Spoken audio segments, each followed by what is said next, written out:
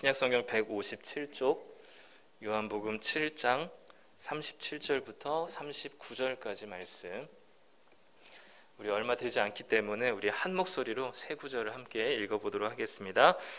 명절 끝날 곧 큰 날에 예수께서 서서 외쳐 이르시되 누구든지 목마르거든 내게로 와서 마시라. 나를 믿는 자는 성경의 이름과 같이 그 배에서 생수의 강이 흘러나오리라 하시니 이는 그를 믿는 자들이 받을 성령을 가리켜 말씀하신 것이라. 예수께서 아직 영광을 받지 않으셨으므로 성령이 아직 그들에게 계시지 아니하시더라. 아멘. 네, 오늘도 이 예배당에 또 함께 모이는 자리에 이 현장 예배 함께 해주신 성도님들을 축복하고 또 온라인으로 함께 예배드리고 있는 성도님들에게 큰 위로가 있기를 소망합니다. 요즘 가장 많이 듣는 말이 뭐라고 생각하시나요? 단연 코로나죠. 네.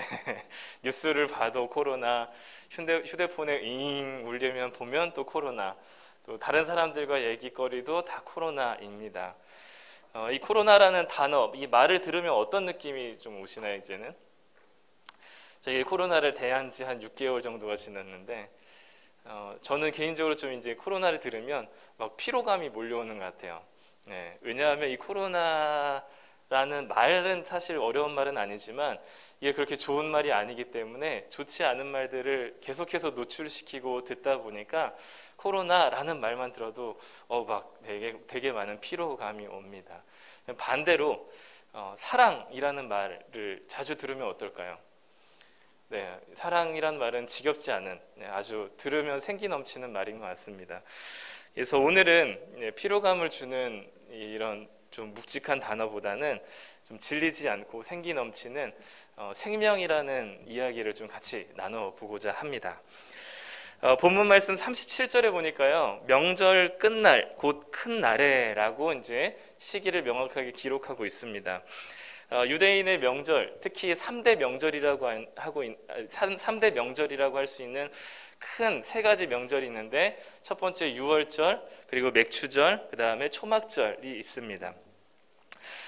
오늘 7장의 배경이 되는, 그리고 오늘 본문에 나온 그 명절이라고 할 때 그 명절은 세 개 중에 무엇이냐? 바로 초막절입니다. 왜냐하면 7장 2절과 7장 14절에 계속해서 지금 이 명절이 무슨 명절로부터 시작되고 있는지를 얘기해주고 있는데요. 우리 7장 2절과 14절을 한번 읽어보도록 하겠습니다. 유대인의 명절인 초막절이 가까운지라 이미 명절의 중간이 되어 예수께서 성전에 올라가사 가르치시니. 네, 7장 2절에 이제 초막절이 시작되었다라는 말씀으로 시작해서 이 7장과 8장의 배경이 바로 이 초막절이 됩니다. 요한복음은 절기에 대한 내용들을 좀 기록을 간간히 하는 편인데, 우리가 잘 알고 있는 예수님이 나는 생명의 떡이다 라고 하셨던 요한복음 5장과 6장은 유월절을 배경으로 한 이야기고요. 오늘 우리가 함께 볼 생명에 대한 이야기는 초막절이라는 유대인의 명절의 배경으로 한 이야기입니다. 초막절 어떤 절기인지 아시나요? 네, 아시리라 생각되지만 혹여나 높아심에 우리가 잘 모르고 익숙하다 하더라도 잘 모르는 경우가 있어서 간단하게 제가 말씀드릴게요. 초막절은 과거에 출애굽한 애굽에 있었던 이 이스라엘 백성들이 출애굽해서 광야에서 생활할 때 초막을 지어서 살았거든요. 계속해서 이동을 해야 됐었기 때문에 그때 초막을 짓고 살았을 때, 튼튼한 집도 아닌 그런 허름한 초막을 짓고 살았을 때 하나님께서 가나안 땅까지 선하게 인도하시고 지키신 것을 기억하면서 기념하는 절기가 초막절입니다. 그래서 그때 당시에처럼 초막절이 총 8일 정도 진행이 되는데, 그 8일 동안 자기 집에서 머무는 게 아니라 이제 밖에 나가서 이제 나뭇가지랑 잎사귀를 가지고 초막을 만들어서 거기서 8일 동안을 지내게 됩니다. 지금으로 말하면 이제 캠핑 가는 것 같은 느낌이 들 것 같은데요.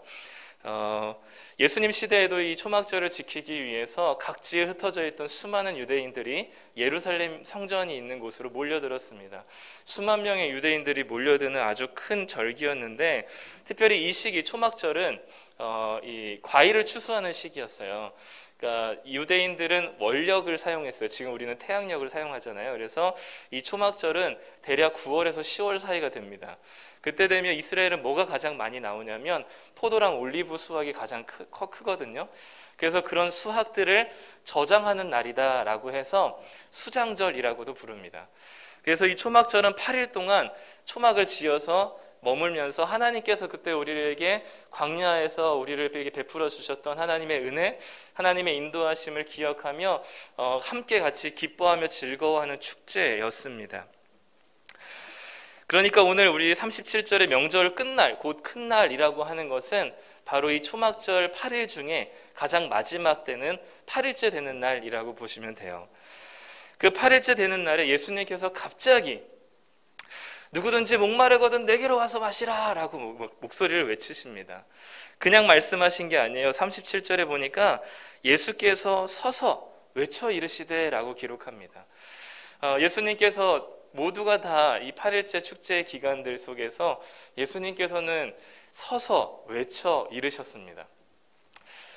우리가 이 부분을 보면서 좀 의아해해야 됩니다. 왜냐하면 예수님께서는 평소에 이렇게 하지 않으셨어요.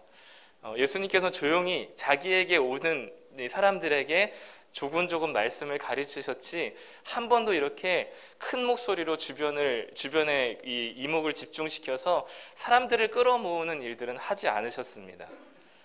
근데 갑자기 예수님께서 서서 그것도 목소리를 크게 외쳐서 말씀하시기 시작한 거죠.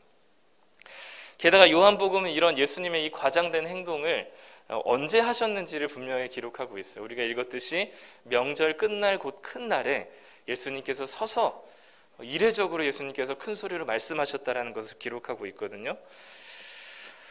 예수님께서는 왜 그 명절 끝날 초막절 마지막 8일째 되는 날 굳이 일어서서 많은 사람들에게 자신의 목소리를 들려주면서 나에게로 와서 목마른 자는 마시라 라고 외치셨을까요? 지금은 예수님께서 평소답지 않은 행동일 뿐만 아니라 예수님께서는 지금 굉장히 위험한 상황이에요. 그래서 예수님께서는 예루살렘에 초막절을 지키기 위해 들어오실 때도 아주 은밀하게 몰래 들어오셨어요. 예수님의 형제들이 갈릴리에 있던 예수님의 형제들이 예수님을 인정하지 않았거든요. 그래서 예수님께 비아냥거리면서 이번에 이제 초막절을 지키는데 예루살렘에 가서 이 갈릴리에서 했었던 그 수많은 기적들 좀 보여주시면 사람들이 믿지 않을까요? 막 이러면서 비아냥거렸어요. 그때 예수님께서 먼저 올라가라고 하시고 예수님께서는 나중에 따로 올라가셨거든요. 요한복음 7장 10절과 11절에 기록이 되어 있습니다. 한번 읽겠습니다. 시작. 그 형제들이 명절에 올라간 후에 명절 중에 유대인들이 예수를 찾으면서 그가 어디 있느냐 하고, 자, 형제들과 함께 가면 분명히 예수님을 잡아 죽이려고 하는 유대인들이 눈에 불을 켜고 형제들과 함께 오는 예수님을 잡으려고 기다리고 있기 때문에 예수님이 형제들을 먼저 보내고 따로 나중에 은밀하게 예수님께서 예루살렘에 들어가십니다. 그리고 그런 것들과 마찬가지로 여전히 유대인들이 예루살렘에서 예수님을 찾으면서 예수님을 잡으려고 하는 시도들이 너무나 많이 있었죠. 예수님이 이렇게 조심히 다니셔야 하는 상황, 은밀하게 예수님이 예루살렘에 들어가신 상황, 게다가 또 예수님이 평소답지 않은 이런 행동, 뭔가 오늘 본문은 특별한 예수님의 모습들을 좀 보여주고 있습니다. 좀 조용히 초막절을 지키고 조용히 갈릴리로 빠져나오시면 될 텐데 굳이 예수님께서는 그것도 명절 끝나는 마당에, 다 마무리가 되는 마당에 예수님께서 왜 무슨 이유로 서서 큰 소리로 자신의 존재감을 드러내셨을까요? 이 자식들이 내가 몰래 왔어도 알아봤어야지, 나를 몰라봐? 하고선 예수님이 막판에 자신의 정체를 드러내신 걸까요? 오늘 예수님의 과장된 행동, 좀 특별해 보이는 모습은 이 명절과 굉장히 깊은 관련이 있습니다. 아까도 말씀드렸듯이 초막절은 총 8일 동안 지켜졌는데요. 첫째 날부터 일곱째 날까지 일주일 동안 굉장히 특별한 의식이 하나 있었습니다. 그게 바로 헌수 의식이라고 하는 물을 붓는 의식인데요. 이 물을 붓는 이 의식을 다른 말로 물의 축제라고도 불렀습니다. 매일 아침 아침 제사를 성전에서 드리는데 그 제사를 드리기 전에 성전에 있었던 수많은 사람들이 실로암 물가 연못으로 가서 거기서 물을 떠다가 성전에 와서 제단에 붓는 행위, 축제, 행사였어요. 이걸 가리켜서 물의 축제 또는 헌수의식이라고 하는데 이때 제사장이 금그릇을 가지고 제사장이 성전에서 출발합니다. 그러면 뒤에 다른 제사장들이 막 나팔을 불면서 막 환호를 하고요. 그 뒤에 레위인들과 또 일반 백성들이 그 실로암에서 물을 떠가지고 오는 그 행렬에 함께 동참하게 됩니다. 그 긴 행렬 속에서 제사장이 실로암 연못에 도착해서 금그릇에다가 실로암 연못에서 물을 뜰 때는 이사야 12장 3절의 노래를 거기 함께한 행렬들이 목청이 떠나가도록 너희가 구원의 우물에서 기쁨으로 물을 기를 것이다 라는 찬양을 막 예루살렘이 떠들썩하도록 부릅니다. 매일 아침마다 일주일 동안 이 물의 축제를 행사를 가지죠. 그렇게 실로암 연못에서 떠온 이 물을 수문을 통과해서 성전에 가져가서 제단에 이렇게 붓습니다. 포도주와 함께 물을 붓고 그 제단에서 아침 제사를 드리죠. 이 물의 축제를 하는 이유는 과거에 하나님이 출애굽한 이스라엘 백성들에게 이 광야 40년 동안의 이 사막 생활 동안에 하나님께서 단 한 번도 목마름으로 죽게 하지 않으시고 물을 끊임없이 공급하신 것들을 기억하고 감사하는 의미로 이 물의 축제를 지냈습니다. 동시에 지난 1년 동안 하나님께서 비를 충분히 내려주셨기 때문에 이런 수많은 수확의 과일들과 곡식들이 우리에게 주어졌다는 감사의 마음이 담겨 있는 거죠. 그리고 동시에 하나님께서 내년에도 비를 충분히 내려주시도록 간구하는 마음이 이 물의 축제 가운데 담겨 있습니다. 우리는 사계절이지만 이스라엘은 두 계절이거든요. 건기랑 우기로 나눠져 있습니다. 그래서 6월절부터 초막절 직전까지가 건기예요. 비가 한 방울도 오지 않는 건기입니다. 그리고 초막절을 시작으로 우기가 6월절 직전까지 6개월 동안 진행이 되는데요. 그렇기 때문에 이 초막절, 이 물의 축제를 하는 이 사람들의 마음에는 지난 6개월 동안 이제 바짝 마른 세상, 이 땅, 그리고 모두가 목말라 해서 물이 거의 고갈된 상태 속에서 하나님, 이제 하나님께서 물을 주셔야 합니다. 하나님께서 충분한 비를 주셔야 합니다. 라는 마음으로 지금 이 7일 동안 이 물의 축제, 헌수 의식을 하고 있는 거죠. 우기에 비가 얼마나 내리느냐에 따라서 이 내년에 이 농사의 성패가 결정이 된다고도 할 수 있습니다. 그래서 마지막 7째 날에는 번제단을 제단을 7바퀴 돌고 그렇게 지극정성으로 물을 붓는 행사를 해요. 그렇게 간절히 하나님이 비를 내려주시도록 기도하고 그렇게 물의 축제들을 보내고 8일째에는 모두가 예루살렘 성전에 모여서 비를 기다리며 하나님께 제사를 드립니다. 이렇게 간절히 기다리며 하나님이 비를 내려주실 것을 기다리는 상황, 수만 명의 사람들이 예루살렘 성전에 모여서 물의 축제를 마치고 이제 우기의 시작을 알리는 그 생명의 비를 하나님께서 내려주시도록 간절히 기다리는 그때 바로 예수님께서 벌떡 일어나서 외치시는 거죠. 우리 읽었던 7장 37절 38절 말씀입니다. 함께 읽겠습니다. 명절 끝날 곧 큰 날에 예수께서 서서 외쳐 이르시되 누구든지 목마르거든 내게로 와서 마시라. 나를 믿는 자는 성경의 이름과 같이 그 배에서 생수의 강이 흘러나오리라 하시니, 생명의 비를 간구하는 7일간의 물의 축제가 끝나고 가장 목마를 때, 온 땅이 비 한 방울, 물 한 방울 적셔지지 않아서 온 세상이 가장 메말라 있을 때, 그래서 하나님께서 주시는 생명의 물과 생명의 비를 가장 간절하게 기다리고 있을 때 예수님께서 그때 일어나셔서 내가 생수의 근원이다. 나에게로 와서 마시라. 내가 주는 물은 생수가 생명의 물은 이 강물처럼 너희들에게 흘러넘칠 것이다 라고 말씀하십니다. 아주 시적절한 가장 효과적인 말씀 아닐까요? 초막절 물의 축제가 끝나는 이 8일째 되는 날 하나 남은 축제가 하나 더 있었습니다. 그게 바로 빛의 축제였어요. 그러니까 첫째 날부터 7째 날까지는 물의 축제를 하고 8일째 되는 날에는 빛의 축제를 했습니다. 헤롯 성전에 보면은 큰 뜰이 있어요. 가장 큰 뜰이 이방인의 뜰이고요. 그거보다 좀 더 작은 뜰이 여인의 뜰이라고 하는 곳이 있는데 그 여인의 뜰에 높은 기둥을 4개를 세웁니다. 그리고 그 기둥 꼭대기에 그 올리브 기름을 담을 수 있는 약 90리터 정도가 들어가는 등잔을 위에다 올려놔요. 그리고 젊은 제사장 4명이 거기다가 불을 붙입니다.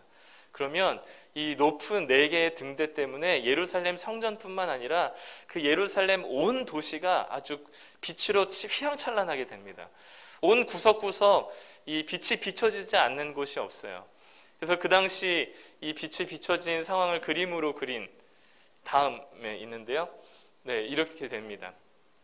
그래서 온 동네가 밤이지만 한 사람도 자지 않고 이 빛의 축제를 즐기면서 나팔을 불며 하나님을 찬양하며 정말 불금 같은, 불타는 이 마지막 축제를 보내게 돼요. 저기 잘 보이진 않겠지만 저 끝에 난간에 보면은 사람들이 다 이 난간에 이제 서 있거든요. 그러니까 불을 가까이서 보기 위해서 여인의 뜰 바로 위에 발코니가 지어져 있습니다. 그래서 이 축제, 이 빛의 축제를 사람들이 이 환호하면서 막 횃불을 들면서 막 사람들이 하나님을 찬양하면서 이 빛의 축제를 8일째 된 날 해요. 그렇게 온 동네가 빛으로 환하게 됐을 때 이 하나님께서 이 빛의 축제는 하나님이 과거에 이스라엘 백성들을 불기둥으로 인도하신 것을 기념하고 감사하는 축제거든요. 온 사람들이 횃불을 밝히고 이 높은 등대에 이 4개의 등대에 빛이 비춰지고 있는 이 빛의 축제가 한창일 때 예수님께서 또 한 번 말씀하세요. 오늘 읽지 않았는데요. 8장 12절입니다. 우리 함께 읽어볼까요? 예수께서 또 말씀하여 이르시되 나는 세상의 빛이니 나를 따르는 자는 어둠에 다니지 아니하고 생명의 빛을 얻으리라. 물에 대한 목마름으로 가득할 때는 예수님이 생수의 근원이라 말씀하셨습니다. 빛에 대한 갈망이 최고조일 때는 예수님께서 생명의 빛이라 말씀하셨죠. 이 초막절이라는 가장 적절한 시기에 하나님께서 가장 효과적인 방법으로 예수님 자신을 선언하시고 드러내셨습니다. 그렇기 때문에 예수님께서는 평소답게 조곤조곤 말씀하지 않으시고 평소답게 앉아서 자기에게 나오는 사람들에게 말씀하지 않으시고 이 모든 사람이 물을 기다리고 있는 때, 그 8일째 되는 날 모든 사람이 빛으로 인하여서 기쁨을 누리고 있을 때 예수님께서 일어서서 그 사람들에게 많은 수만 명의 유대인들이 모여있는 예루살렘 성전 가운데 나에게로 와서 누구든지 목마르거든 마시라 라고 말씀하시고 내가 바로 생명의 빛이다 라고 선언하십니다. 이렇게 보니까 예수님의 특별한 행동이 좀 이해는 되는 것 같고요. 예수님께서 왜 그렇게 외치셔야만 했는지 좀 공감이 됩니다. 특별히 예수님께서 이 물의 축제 때 누구든지 목마른 사람은 나오라고 하셨어요.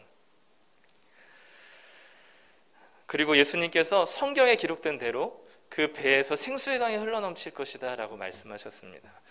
이 배에서 생수의 강이 흘러나온다 라는 성경 구절이 어디 있을까요? 요 똑같은 단어는 없지만 물이 흘러넘친다는 표현들이 여러 곳이 나오는데 특별히 예수님께서 염두에 둔 말씀은 에스겔 47장 말씀입니다. 에스겔 47장을 보면 에스겔이라고 하는 선지자가 환상을 보는데요. 그 환상 속에서 천사에 이끌려서 하나님께서 말씀하신 성전에 도착하게 됩니다. 에스겔이 환상에서 본 성전은 솔로몬 성전과도 다르고 헤롯 성전과도 다르고 스룹바벨 성전과도 다른 모양이었어요. 어쨌든 에스겔이 환상 중에 그 성전에 도착했는데 그 성전에 보니까 문지방 틈에서 물이 조금 흘러나오고 있었습니다.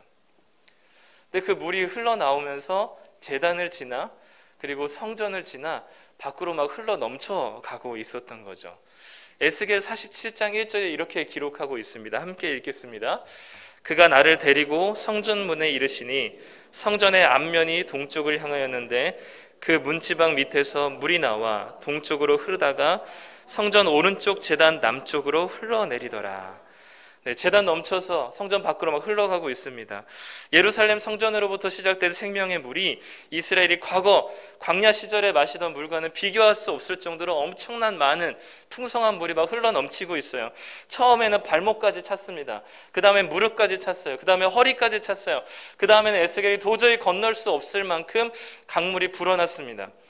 그 물이 동쪽으로 점점 흐르기 시작하죠. 유대 광야에 흐릅니다. 아라바 광야로 흐르고 멈추지 않고 계속적으로 죽은 바다라고 불리는 사해 바다까지 그 물이 흘러 도달합니다. 그리고 이 물이 도달하는 곳곳마다, 이 물이 지나가는 곳곳마다 나무가 막 생겨나고 나무가 자라고 수많은 식물들이 막 자라기 시작하고요. 죽었던, 생명이 없는 죽은 바다라고 했던 그 사해 바다에 각종 물고기들이 막 헤엄치고 살아나고 있습니다. 생명이 없던 그곳에 이 강물이 흘러가는 곳곳마다, 도달하는 곳곳마다 새로운 생명이 막 시작되고 있어요. 에스겔서 47장 9절 12절에 이렇게 기록하고 있습니다. 함께 읽겠습니다. 이 강물이 이르는 곳마다 번성하는 모든 생물이 살고 또 고기가 심히 많으리니 이 물이 흘러 들어가므로 바닷물이 되살아나겠고 이 강이 이르는 각 처에 모든 것이 살 것이며 강 좌우가에는 각종 먹을 과실 나무가 자라서 그 잎이 시들지 달마다 새 열매를 맺으리니. 아멘.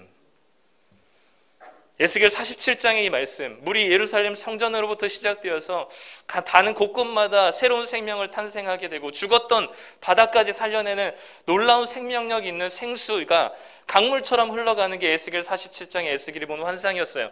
근데 그 에스겔의 환상이 지금 예수님의 선언으로 지금 성취가 되고 있는 모습입니다.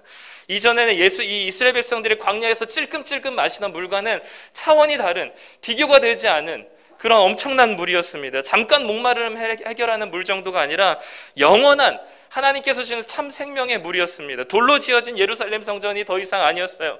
그 에스겔이 본 환상에서 본 성전은 바로 예수님이셨습니다.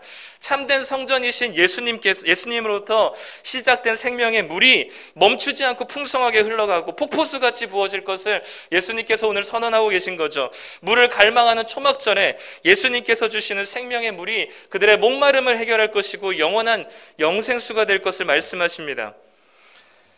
예수님이 주시는 풍성한 생명의 물은 죽었던 사해바다가 살아나고 온갖 과실 나무가 자라나듯이 죽었던 이 세상 가운데, 죽었던 우리 심령 가운데 하나님께서 주시는 놀라운 참된 생명이 시작되게 되는 것이죠. 그리고 오늘 말씀에서는 그 예수님께서 주시고자 하는 그 생수가, 생명의 물이 바로 성령이라고 말씀하고 있습니다. 7장 39절 상반절 함께 읽겠습니다. 시작.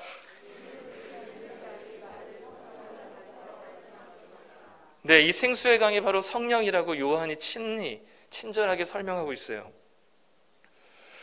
구약시대의 성령은 어땠습니까?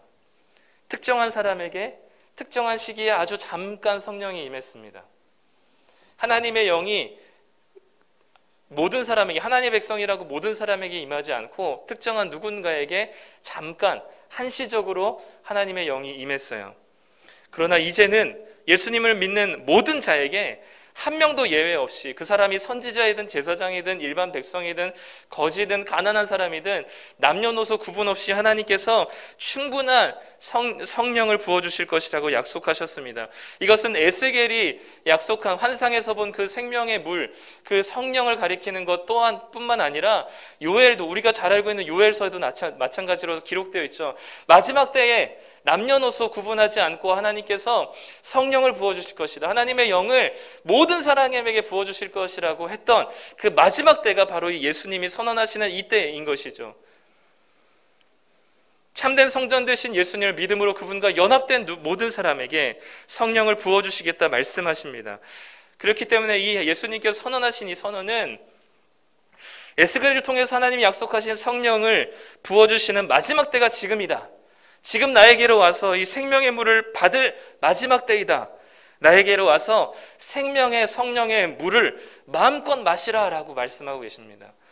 그래서 바울도 로마서 8장 1절부터 2절에 보면 이렇게 말씀하고 있죠. 그러므로 이제 그리스도 예수 안에 있는 자에게는 결코 정죄함이 없나니 이는 그리스도 예수 안에 있는 생명의 성령의 법이 죄와 사망의 법에서 해방하였다라고 기록하고 있습니다. 예수님께로 나아가야 합니다. 예수님을 믿어야 합니다.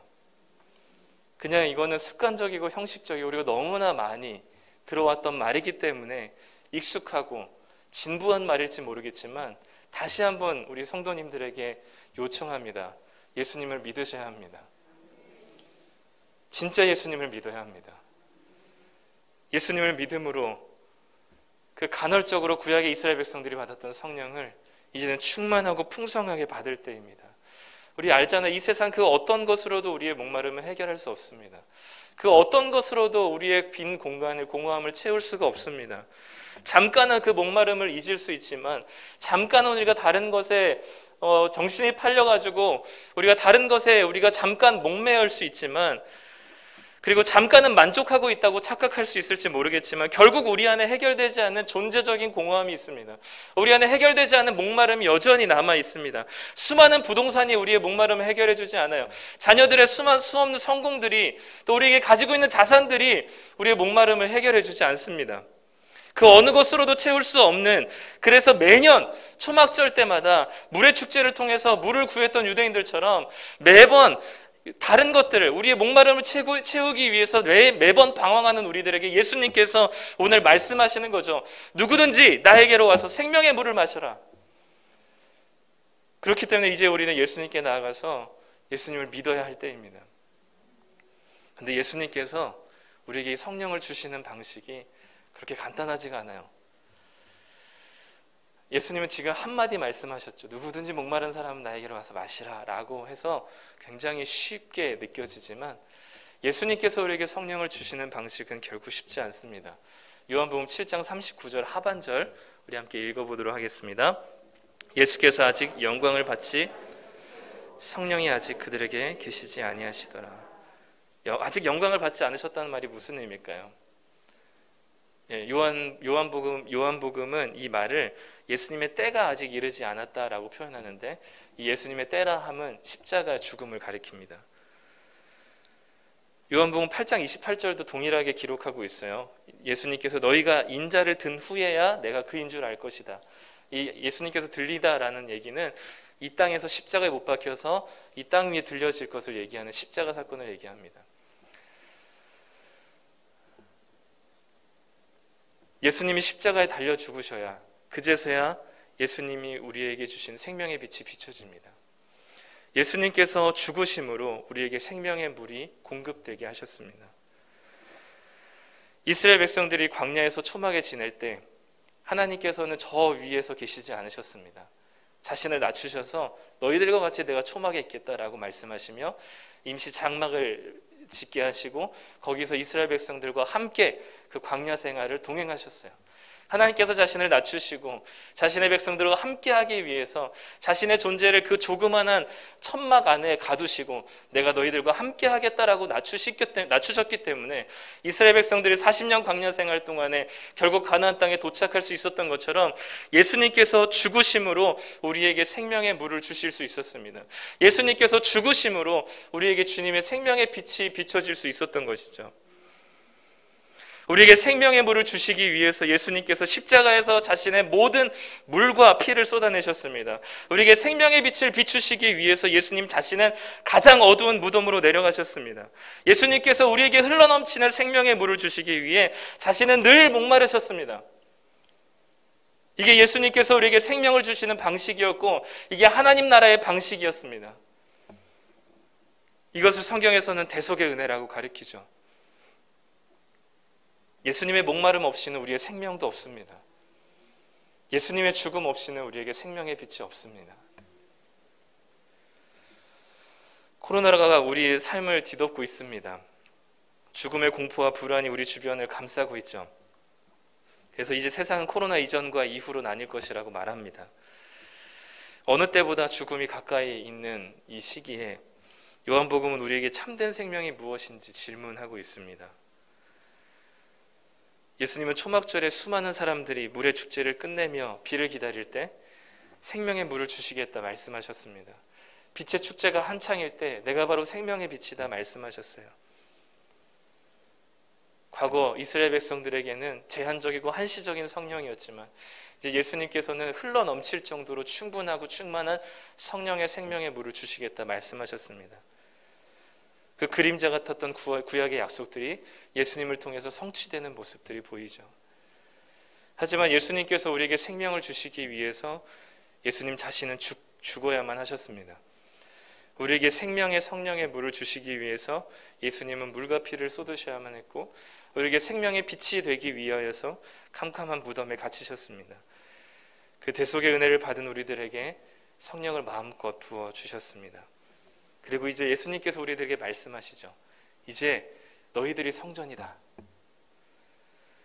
성전은 어떤 곳이에요? 아까 에스겔 47장처럼 물이 흘러넘치는 곳입니다. 그 성전으로부터 시작된 생명의 물이 닿는 곳곳마다 생명을 살려내요. 죽었던 땅과 죽었던 유대 광야, 아무 초목도 없는 유대 광야에 하나님께서 나무를 세우게 하시고 죽었던 바다에 생명들이 살아나게 됩니다. 이제 더 이상 이 에스겔의 환상은 환상이 아니에요. 이 환상은 우리의 삶의 실제적인 현실입니다. 왜냐하면 이제 우리가 성전이 되었거든요. 이제 우리 성도님들 안에, 우리 여러분들 안에 성령이 계십니다. 그 성령은 아주 미약하고 조그만 성령이 아니라 생수의 강물처럼 흘러넘치는 성령입니다. 그렇기 때문에 우리가 밟는 곳곳마다 하나님의 놀라운 생명의 역사들이 일어나야 됩니다. 성전된 우리가 가는 곳곳마다, 우리가 머문 자리마다 하나님께서 주시는 참된 생명이 드러나야 됩니다. 우리가 밟는 자리마다, 지나간 자리마다 새로운 생명들이, 초목이 무성하게 나고 새로운 생명들이, 물고기가 나듯이 죽었던 영혼들이 우리가 지나간 자리마다, 우리가 머문 자리마다 죽었던 영혼들이 살아나야만 돼요. 왜냐하면 우리에게 주신 성령은 결코 미약하고 작은 성령이 아니라 넘치는 충만한 성령이기 때문입니다. 그리고 예수님께서 참된 성전이신 예수님과 연합한 우리들을 가리켜서 너희들의 몸이 성전이다 말씀하시고, 고린도서에도 우리를 가리켜서 너희들이 성전이다 말씀하셨기 때문에 우리 안에 거룩한 영이 계시는 거룩한 성전이 되었습니다. 그렇기 때문에 여러분들이 지나가는 자리에 생명의 흔적이 남겨져야 합니다. 우리의 살아가는 삶의 자리마다 사람을 살리는 생명의 삶이 되어야 합니다. 우리가 머물고 있는 일상의 순간들이 죽어가는 누군가를 살리게 되는, 생명이 시작되는 공간들이 되어야 합니다. 그러기 위해서는 예수님처럼 우리의 것을 기꺼이 내어놓아야만 합니다. 예수님께서 자신의 생명을 내어주심으로 우리에게 생명을 주신 것처럼 우리도 우리의 가진 것들을, 우리의 것들을 주님을 위해서, 이웃을 위해서, 지체를 위해서 내어놓을 때에만 우리의 삶의 자리 가운데 생명의 역사가 일어납니다. 누군가를 살리는 일은 그냥 시작되지 않습니다. 이게 하나님 나라의 방식이에요. 우리가 죽음으로 다른 이가 생명을 얻는 것, 오늘도 우리를 죽음의 자리로, 십자가의 길로 예수님께서 부르고 계십니다. 너희들이 성전이다. 너희들 안에 성령이 계시다. 흘러넘치는 그 성령이 있는 곳마다, 성전된 너희들이 있는 곳마다 죽었던 영혼들이 살아나기를 소망한다. 죽음과 어둠의 세상 속에서 예수님만이 우리에게 참된 생명이 되십니다. 그 어떤 백신도, 그 어떤 부동산도, 그 어떤 성공도 우리의 존재를 채울 수가 없습니다. 오직 예수님밖에 없다는 사실을 기억하시고 다른 것에 목매이지 말고 먼저 우리가 예수님께 나아갑시다. 그리고 예수님을 온 마음으로 다해서 전심으로 믿읍시다. 그럴 때 우리 안에 주님께서 주시는 흘러넘치는 성령의 생명의 물이 우리 안에 흘러넘치게 될 것입니다. 그래서 우리가 머문 자리마다, 우리가 거하는 자리마다, 우리가 지나가는, 밟고 지나가는 자리마다 하나님께서 주시는 놀라운 생명의 역사들이, 그리고 그 생명의 역사들을 우리 성도님들 두 눈으로 바라보시길 소망합니다. 그것보다 기쁘고 그것보다 보람되고 그것보다 감격스러운 일이 없을 것입니다. 억만금의 로또를 받는 것보다 한 생명이 여러분들의 삶을 통하여서 새 소생케 되어지는 일들이 하나님께서 주시는 가장 귀한 기쁜 일이라는 사실을 기억했으면 좋겠습니다. 그렇기 때문에 먼저 우리가 예수 생명으로 충만하게 되길 소망합니다. 그래서 우리에게 주신 생명의 물이 흘러넘쳐 주변에 죽어가는 사람들을 살리는 삶이 되길 소망합니다.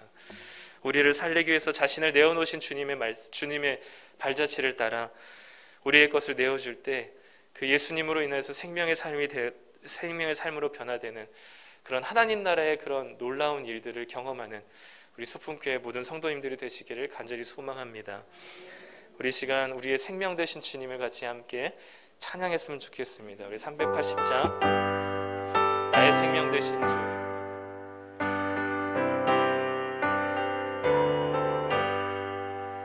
나의 생명 되신 주, 주님 앞에 나아갑니다.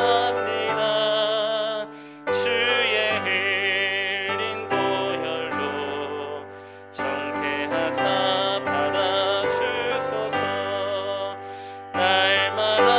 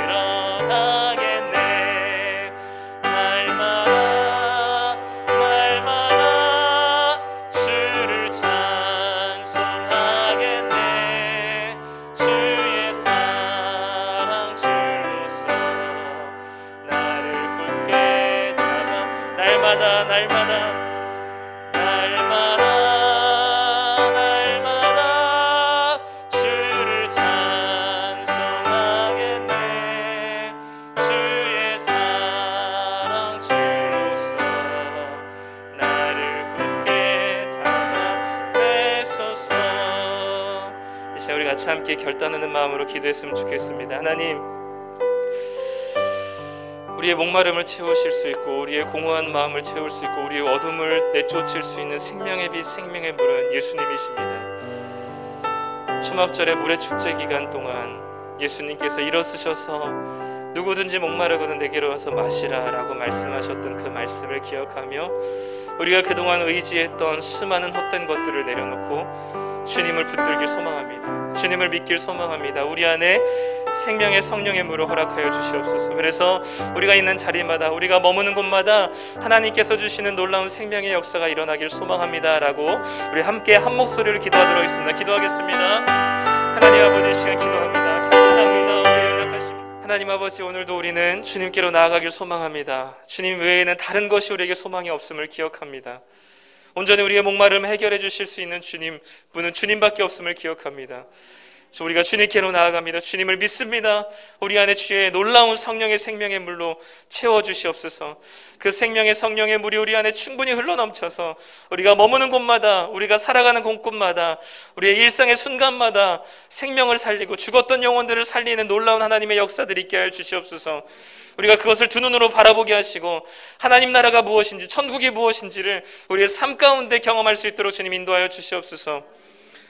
지금은 우리 주 예수 그리스도와 우리를 사랑하시고 영원한 위로와 좋은 소망을 내려주신 하나님 우리 아버지께서 너희 마음을 위로하시고 모든 선한 일과 말에 굳건하게 하시기를 원하노라.